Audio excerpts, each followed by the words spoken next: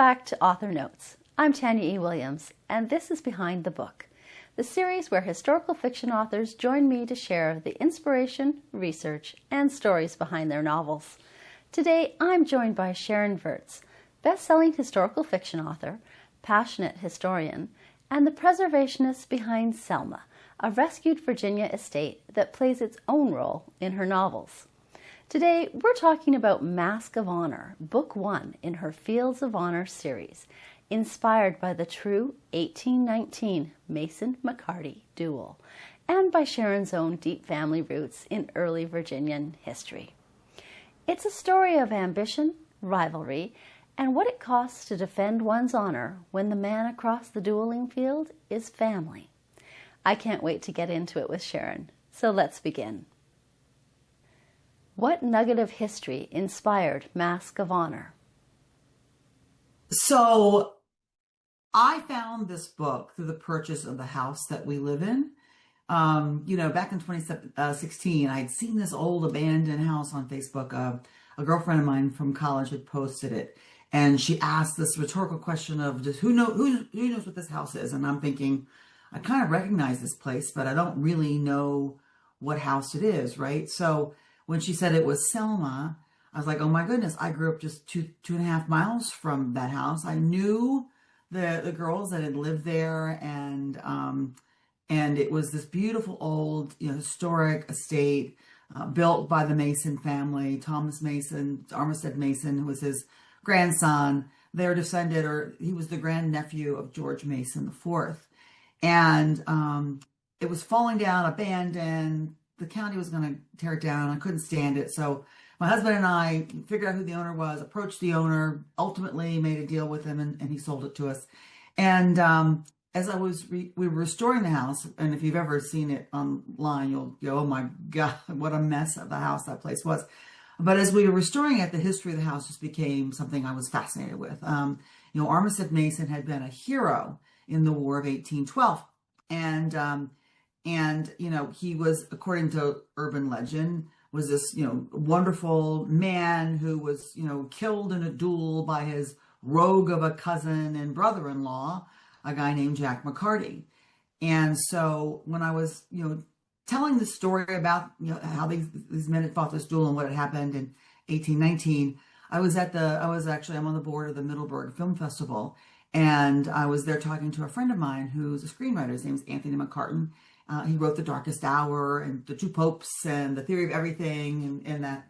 And I was telling him one night about, the house and the story and all this. And he said, you should write that.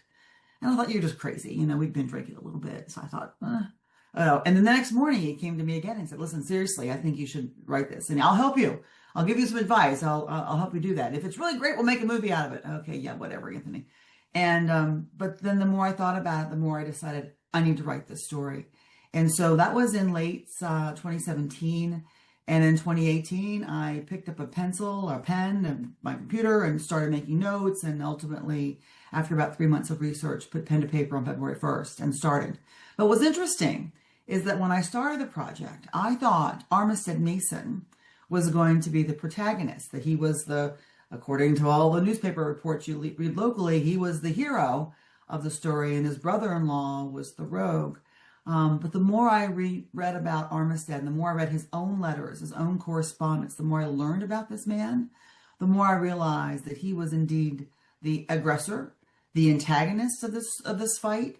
And the more I didn't like him, the more of a narcissist I saw that he truly was. And I probably think he was suffering from something more than just that. I think he was more than likely codependent relationship with his mother and his wife, and had issues that when you read the book, you will certainly learn about those, very thin-skinned. And Jack McCarty emerged as someone I needed to know more about. And the more research I did on him, the more I fell in love with his character. At the time of Masque of Honor, he is a young man. In the beginning, only 18. At the time of the duel, in his early 20s, just coming of age, not really knowing who he was at that point in time. And got caught up in this drama in a society, in a culture where, reputation is everything. A family's name, a man's name is all he really has, and he will defend it with his life if he has to. And that's really what the story sort of propelled me on this path, was the story of this old abandoned house in which we now call home, and the man who built it, and the battles that he fought, and the legacy that was left behind of those, who survived that duel. So yeah, that's where I found the house. That's where I found it. The more I researched and the more I've been involved, the more I find my own family connections to the property, because I didn't grow up far from here, as I said, and to the characters. The more I work around here in historic preservation, the more I learn about the McCartys, and the more of the stories I find, and those stories I want to tell, and that's what sort of sparked this entire series, the Fields of Honor series. How did the culture of honor drive Jack and Armistead's story? Well, this is the crux of it, right? The culture of honor and what it means to defend it. They had newspaper wars, much like we have Twitter wars or X wars today. But the difference then versus the difference now is that if you said something about someone's character and you couldn't back it up, then you could be called out. And for a gentleman to call another gentleman out would be to meet on the field of honor. Either you issue an apology, or you stand by your word, or you'll fall by your word. And there's these codes and these rules that sort of encompass this whole thing. And by the way, a family's name and a man's reputation and their financial livelihood are all linked to a man's honor. So if I'm married and my husband's called out and is a coward and backs down, then my social standing in the community falls as a wife. Our economic status falls, because who wants to do business with or be in partnership with a coward or a man that won't stand by his name or reputation? So, reputations in families are ruined by this code. So there really wasn't a whole lot of choice. And this went all the way up really until the late 19th century. And I believe even the earliest 20th century, I think that dueling was probably still legal in Maryland probably to the 1920s. Now, Virginia outlawed it in 1809, but it didn't stop them from going across the river and doing it, shooting each other out. And as you get further west, where you are, there were no rules in those territories. And so honor culture was pretty dominant. Now, it didn't necessarily extend to some of the lower and indentured class, but certainly was of the gentry class in the United States and in England and in Europe as well. That's where the code came from, of course. But it really did sort of, shape a man's future in terms of how he responded to either his own words or the threats of others, so the words of others against him. And there were many duels that were fought, and many, of course, that were negotiated, to settlement. But it ruled everything. And when you have a mind like Jack McCarty's, who will not suffer a bully, he finds himself in that dueling position more than once. As I have researched him since the Masque of Honor story, I found at least 5 duels in which he was involved with. And I think, you may say that that's a reckless thing, but then again, I think, a guy like him in a culture like that, who won't suffer a bully, won't tolerate it, that's where you end up. He calls men out when they misbehave, and I think that's, put your money where your mouth is. That's kind of the way it went. It's interesting, though. I would think today it would be kind of interesting to see some of these congressmen as they make all these claims about and these horrible things about others.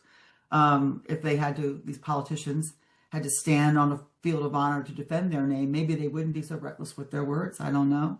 But we see it today on Twitter or X. And in social media, we see, cancel culture. We see people's reputations being ruined, their financial situation being debanked. All of that is of the same ilk as the dueling culture. The difference is that it wasn't life versus death. It was livelihood versus, ruin. Similar culture. We still have it here. It's just being fought on a different stage. How would you describe Jack's journey through the story? Ah, my buddy Jack. Um, Jack is, he grows. He has to wrestle with something that's going to plague him for the rest of his life. I mentioned earlier his insufferable, he cannot suffer a bully, cannot tolerate anyone like that. But he's got two other issues that plague him. One is his temper. He struggles with that temper for as long as he's alive. The older he gets, the more control over he does have. But in the first book, in Masque of Honor, the temper is a problem, and it sets him into rages, and he makes dumb decisions. The second problem that Jack has, and that is the will to win. He cannot stomach loss in any capacity, and he sees compromise as losing as well. So this will to win, this penchant for winning, this temper of his intolerance of people who are bullies, if you will. In his mind, a bully is nothing more than a coward. Those are three things that sort of set him into a direction that, a lot of people would say that he's, it's reckless. He becomes reckless. But this story is all about conscience and consequence. And, there are consequences for his actions. These things may weigh on his conscience, but until he suffers those consequences, he doesn't learn much. And we see that growth in this story, the consequence of action. And you'll find this, as part of the whole series. It's about character, it's about choices, it's about consequence. And you'll see that growth as he goes. But in this particular story, in the first installment of the series, Masque of Honor, you'll see him go from being a very reckless young man, a rake, to someone who does accept responsibility for his choices and does suffer consequences. And it plagues him. I will tell you, this duel plagues him for the rest of his life. And even though in his daughter's memoir, she says that she never saw that, you can see it in his writing, and you can see it in the actions he takes later in life. That yes, he did learn some valuable lessons, but that growth is, like in many people, especially young men of that era, it takes time for it to develop, in my mind, in my opinion. Was there a piece of historical research that has stayed with you? Oh, well, that's interesting in terms of there's lots of, not just one piece, but there's lots of things that have stayed with me. The dueling culture in general is, it stuck with me in terms of being mindful of your words, even if your words are true. If you call someone out for something that is true and they just don't like to hear the truth, you'll still be held responsible for that. The choice, and if you'll read the prologue of Masque of Honor, this is not a spoiler, you can get it anywhere you'd like, but these men fought with muskets at 3 paces, which is basically 10, 12 feet. And when they raised the barrels of those muskets, the barrels nearly touched. And so you'll decide who survives as you read this. But that, to me, what happens when I research is I find these things and I have to ask myself questions like, in Jack's case, or in this particular case, what compelled him to set those terms? So the dueling culture is, if you challenge me to a duel, then I get to set the terms. And the terms at the beginning were ridiculous. We'll tie each other and we'll sit on a keg of dynamite or gunpowder and light it off, or we'll tie ourselves together and leap from the Capitol building. All those things were things he proposed. And some people think, well, maybe he just did that because the terms were so outrageous. There was no way that Armistead was ever going to accept those terms. But at the end of the day, he chose muskets at 3 paces. And you have to ask yourself why he was so desperate to do that. Why would he set terms like that? And then that's what creates the drama. So then me as an author have to back into what set of circumstances would lead a man to set terms like that and then actually show up in the field to defend them. And that's the beauty of the research, right? It's sort of if you ask the right questions in terms of why someone would do something, Then you have to build a story that, because you don't know the story because it's not documented. You don't know what was in his head, because he didn't leave a diary behind. You've got to come up with that, and that's what's part of the story. It's what's so beautiful about it. Another thing about this story that struck me was that Lucinda, I know from the research that even though that she was a Lee, she was left with no inheritance. Supposedly, when her father died prematurely, he had some debts and he had cleared those debts, but someone had misplaced the paperwork because everything was done via paper. So you had no way to really, how would you document that? And so a truce was negotiated such that they could stay in the home, but whenever the mother would die, those debts would have to be satisfied, and proceeds of the farm helped pay for some of those debts, the interest on the debt that was owed. And so she had no dowry. Lucinda had no dowry. And so when the wealthiest, most attractive man in all of the county or the neighboring county asks you to marry him and you say no, the question one asks themselves is why? Why would she say no to that? Especially when her mother was putting pressure on her to get married, which her mother had a propensity to do with all her daughters. And so that also begged for another interesting round of questions in terms of why would that be, and coming up with the answer to that and the drama that's set. So that's kind of how I do it. So there's never any one particular piece of research, but there's a whole litany of things that sort of beg the question as to why. And when I can back into those answers with a story that'll keep you turning those pages and wanting to know why, and going, oh my God, no, say no, that she didn't or he didn't or why, it makes for the great storytelling. I just love history, and the more I unravel it, the more compelled I am to turn it into something that readers can grasp onto. And for me, it's yes, we are in the past. We are living 200 years ago, actually. These stories are 200 years old, but they're surprisingly modern, surprisingly, right? Real. You're not bored by them, and you can see how this could happen to you. I mean, you're not going to be challenged to a dueling field, but you can see how a Twitter war, if you will, or something like that could just ruin your life, and what you'll do to get yourself out of it, and the feelings and the emotions that these people felt as a result of this drama. So it's preserving that history and keeping it real enough, modern enough, so that whether you are my age or your age or younger still or older still, it's a story I think that's extremely relatable, especially in our times. What do you hope readers take away from Masque of Honor? So the most important thing is that, yes, this book is about a duel, but it's not about a duel at all. People think, well, why would a woman like me be writing stories about a duel? This is not Hamilton. I read a better duel scene than Hamilton, by the way, I think. This story is about forgiveness. So this book is all about forgiveness, and that's from the very beginning of the story, and it propels to the end. It's a story about a young man who is unable to forgive himself, forgive the past, and forgive people that he was wronged by. Ultimately, he learns. Jack does learn to forgive himself in part. It's going to take him a while, but forgiveness is the real cusp of it. Lucinda, on the other hand, needed to learn to forgive her father, and until she could forgive her father for leaving her at the young age of 8 and without an inheritance, without a dowry that would secure her financial future long term, until she could forgive him, she couldn't forgive Jack. And so it's about her wrestling with forgiveness there. It's about forgiveness. Emily is one of my favorite characters of the story. I just love Emily.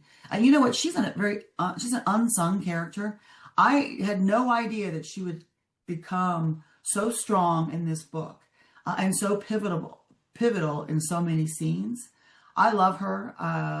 And she was wronged more than anybody in my mind.